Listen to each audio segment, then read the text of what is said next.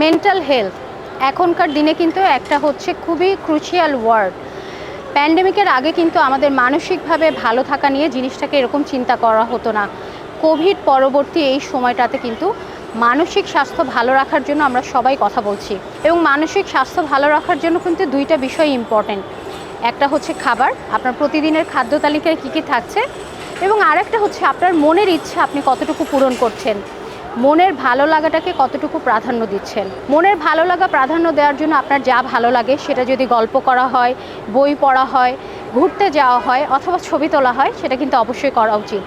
অনেকে কোরআন শরীফ পাঠ করেও কিন্তু ভালো থাকেন, তো তাদের জন্য কিন্তু কোরআন শরীফ পাঠ করাটাও হচ্ছে মন বা মানসিক স্বাস্থ্য ভালো রাখার একটা অনেক বড় কারণ।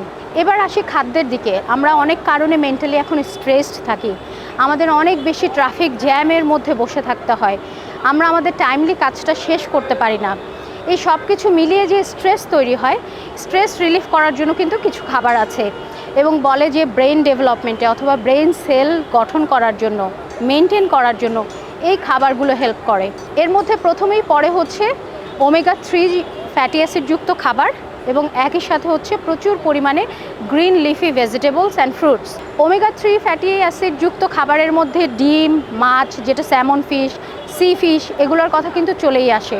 সো ওমেগা-3 যুক্ত যে খাবার, ফ্যাটি অ্যাসিডযুক্ত যে খাবার, সেটা আপনার প্রতিদিনের খাবারে ইনক্লুড করে, এবং একই সাথে প্রতিদিন প্রচুর সবজি এবং ফল খাওয়ার মাধ্যমে মেন্টাল স্ট্রেস রিলিজ করার জন্য আপনাকে কিন্তু হেল্প করতে পারে।